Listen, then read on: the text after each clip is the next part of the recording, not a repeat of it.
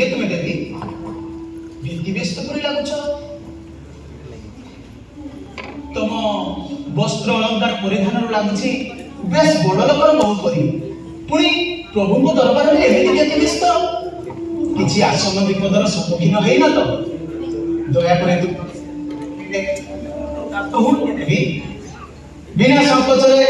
तुमर श्रीमुख दर्शन दे निजर परिचय प्रदान कर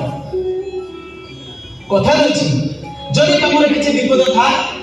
तुमको निश्चय सहाय्य करिबि देवी डरिबार किछि नाही मु बलराम दास ए श्रीक्षेत्र महाराज मते बेस भल भाबरे जानती मु विश्वास दउछि कि जदि तुमर किछि भी विपद थाए ताहले राजा को कहि मु निश्चय खंडन करिबि एथर तुम श्रीमुख देखिबार सुजोग मते दियो देवी मुझे तुम मुख देखियो आपण मो मुख देखिले आपण को पाप लागिबो गोसे आपण केड़े बड़ प्रभु भक्त आपण को मो मुख देखिले आपण अपवित्र हे जिवे एहा मो चाहे ना कि आश्चर्य कथा जण मनीष आउ जण मनीषर मुह देखिले पाप काहे लागिबो ताछड़ा तुम वेश पोशाक लागुची तमे जेमिति देखिबा को बहुत सुंदर तुम मुह देखिले मोर पाप काहे लागिबो एई टिके आगुर परा ठाकुरंकर सेवक माने आसी मते केते कटु कथा कहि गाली गुलज करी चली गले आउ मते देउळ को जीवा को मना गले मते देउळ को मना करी गले आउ कहि गले ठाकुर को दर्शन गले ठाकुर कोने कलंकित हे जीवे सब कलंक को बी तो से कालिया ठाकुर तुम मुह एमिति की कलंक अछि जे ताभले कला सिंह को कलंकित करदबो देवी एथर तुम मुख देखिबार सुजोग मते दियो आउ तुम परिचय दियो आपण केते सम्मान रो अधिकारी सारा राज्य रे आपणकर केते जय जयकार साधारण लोक आपण को देखिले आपे आपे तांको करपत्र भी जोड़ी हे जाय आउ आपण मो मुह देखिले आपण को पाप लागिबनी तमर ऊपर केते केते लोक विमोहित हो जाते किंतु आज से रूप को सचक्षु देखि सारिबा परे मु निजको विश्वास करि पारनी एमिति रूपक्ति धर पृष्ठ में ईश्वर बढ़िथिबा बोल किंतु ए रूप में केवल अपवित्रता फलहार जहर भरी रही बसे आउ जो रूप को दर्शन कले अपमान अपवाद गंजना रे जर्जरित हवा छड़ा आउ अन्य किछि उपाय न थाए किंतु काहे केते सुंदर तुमर रूप केते मीठा तुमर कथा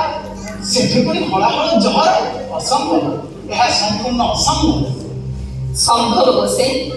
संभव सेठी पाई तो ठाकुरंकर सेवक माने आसी मते केते गाली गुलज करी गंगणा दे चली गले कहिले से कालिया शांत को दर्शन करबा को मते देउळ बोला देउळ मना की कहला देउळ मना सिए तो भाबर ठाकुर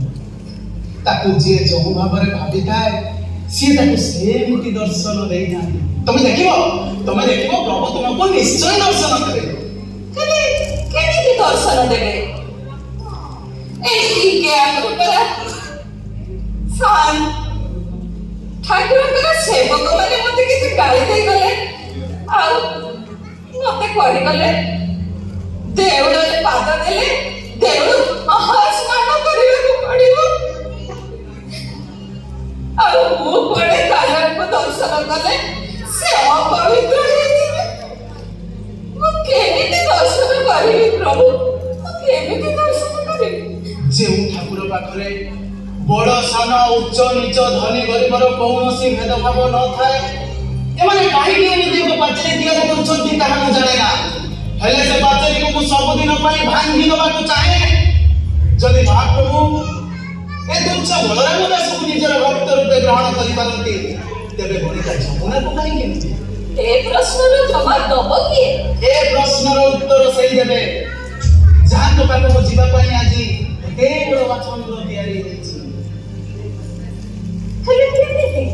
ଯେଉଁ ମାଟିକୁ ସ୍ପର୍ଶ କଲେ ଯେକୌଣସି ବ୍ୟକ୍ତି ବଦନାମର କୁସିତ ଟୀକା ନେଇ ଆସେ, ଯେଉଁ ଯମୁନା ଗଣିକା ସହିତ ପଦେ କଥା କହିଦେଲେ ମଣିଷ ପ୍ରବାଦର ପରିଚୟ ପାଇଥାଏ। ଆଜି ମହାପ୍ରଭୁ ଶ୍ରୀ ଜଗନ୍ନାଥଙ୍କର ଏ ସେବକ ବଳରାମ ଦାସ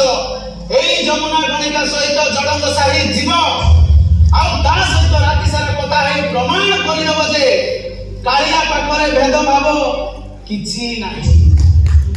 ଆସ ଯମୁନା, ମୁଁ ତୁମ ସହିତ ଯିବା ପାଇଁ ଚାହେଁ, ଆସ। ନା ନା ଗୋସାଇଁ, ମୁଁ ଆପଣଙ୍କ ସାଙ୍ଗରେ ଗଲେ ଆପଣ ସମାଜରେ ବାଛନ୍ଦ ହେଇଯିବେ। ଆପଣ ଏବେ ଏଇଠୁ ଚାଲି ଯାଆନ୍ତୁ ଗୋସାଇଁ, ଆପଣ ଚାଲି ଯାଆନ୍ତୁ। ସଂସାରର ପରିବର୍ତ୍ତନ କରିବା ସମସ୍ତଙ୍କର କର୍ତ୍ତବ୍ୟ, ତେଣୁ ଆଉ କିଛି ନ କହି ମୋ ସହିତ ଆସ ଯମୁନା, ଆସ ଯମୁନା।